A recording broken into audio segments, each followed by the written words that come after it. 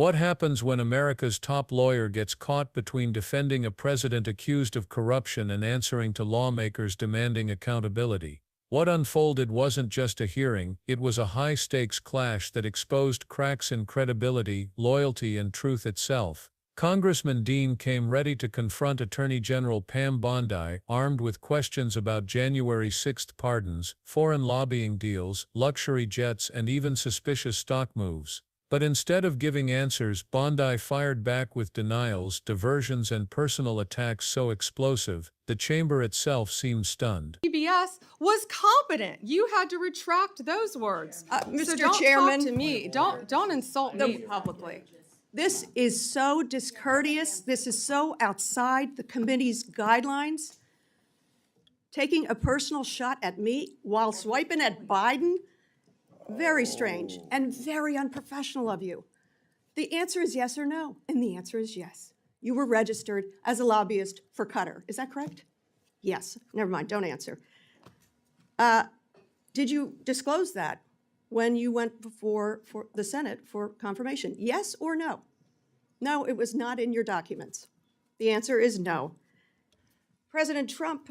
This was discussed at my confirmation hearings in detail. It was discussed, but you failed to bring up the conflict that you had. President Trump recently announced he'd accept that $400 million Qatar airplane because it was just prettier than the one he was flying around in. Is it true that you gave advice that this was legally permissible? Yes or no? I will not discuss any advice that my Office of Legal Counsel gives to the President of the United States on any matter. When you spoke before the Senate, you said you would ask for ethical advice. Did you recuse yourself from that issue?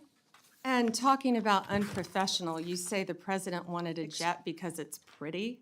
Excuse Come me. on, this is a Senate, this is He said a it congressional himself. hearing. He said it himself. Let me go to April the 2nd. You're a part of this, the president has dabbled in meme coin.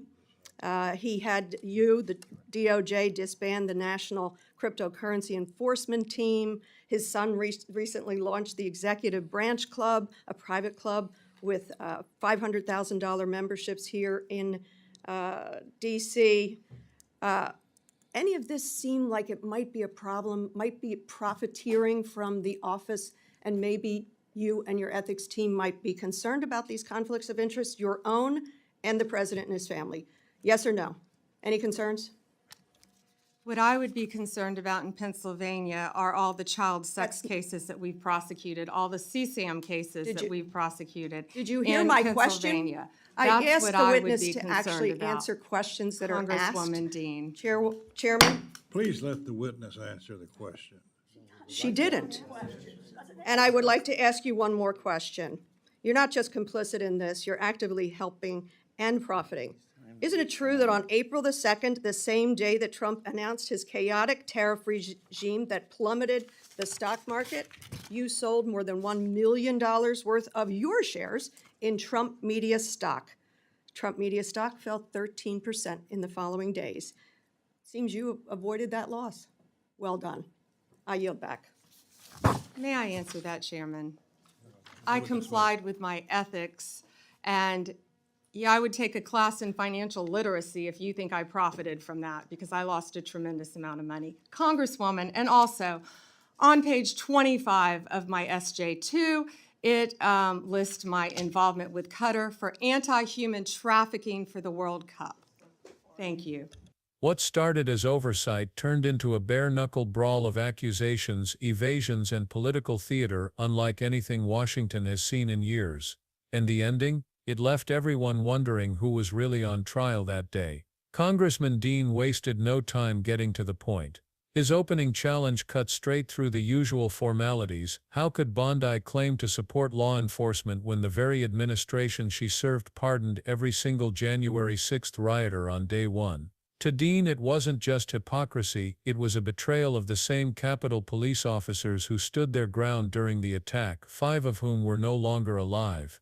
It was a raw and emotional reminder of the real human cost of political violence, and it hit like a thunderclap in the room. This wasn't about clever political gamesmanship, it was about calling out a glaring contradiction that millions of Americans had already seen but few had said aloud so directly, and yet this was only the opening volley.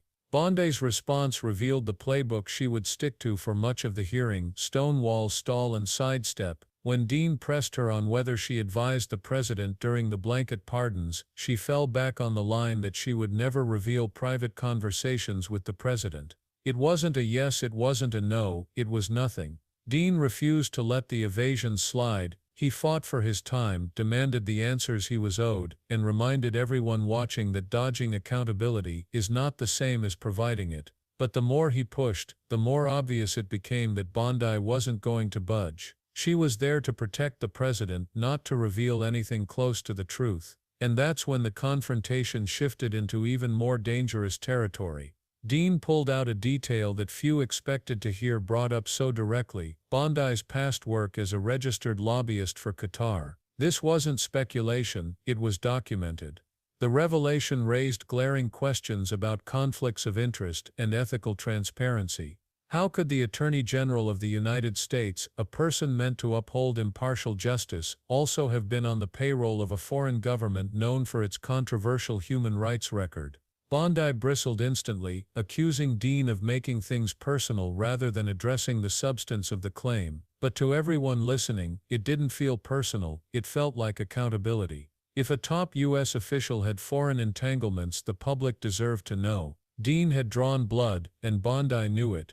The tension only escalated with the next bombshell. Dean pressed her on reports that President Trump had accepted a $400 million jet from Qatar simply because it was prettier than his old one. The allegation wasn't just about taste, it was about corruption, ethics, and whether America's top legal office had signed off on a gift that most would consider a glaring ethical violation. But once again, Bondi refused to confirm or deny, hiding behind legalese and executive privilege. The dodge didn't ease suspicion, it deepened it. And with every non-answer, the credibility of both Bondi and the administration she represented took another hit. Dean didn't stop there. He pivoted to the administration's financial dealings, pointing out the abrupt shutdown of the DOJ's cryptocurrency enforcement team, while the president's own family was launching high-priced private clubs with $500,000 memberships. The suggestion was clear: the family was profiting while the legal guardrails meant to keep them in check were being dismantled.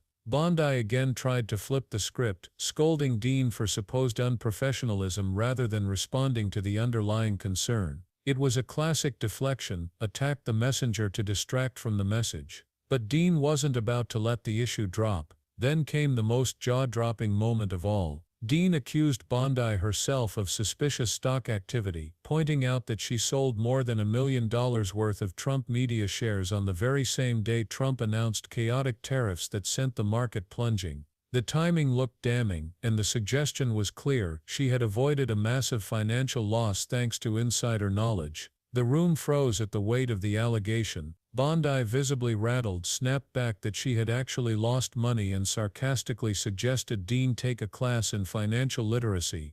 But instead of clearing her name, the anger only deepened the suspicion. And then, in a moment that stunned everyone present, Bondi pivoted to the nuclear option: character assassination. Rather than defending her actions, she launched into a tirade about child exploitation cases, human trafficking prosecutions, and vague insinuations that Dean himself was somehow complicit. It was a tactic designed not to answer but to smear. The chamber fell silent, stunned by the escalation. What was meant to be oversight had morphed into open warfare. The nation's top lawyer had abandoned the pretense of professionalism and resorted to the dirtiest political weapon of all, destroying her opponent's reputation by dragging him into unrelated toxic accusations. By the time the dust settled, one thing was clear: this hearing wasn't about truth, it was about survival. Dean had come armed with facts, documents, and questions that demanded answers. Bondi came armed with evasion, deflection, and nuclear-level counterattacks. The result was less a hearing and more a battlefield where credibility itself was on the line. For viewers watching, the message was chilling: if a lawmaker asks the wrong question, the system won't just refuse to answer, it will hit back harder than anyone expects. So what do you think? Was this oversight at its best, or proof that political hearings have turned into weapons of personal destruction? Drop your thoughts in the comments, hit the like button if you stayed hooked until the end, and don't forget to subscribe, because the next story is even more explosive.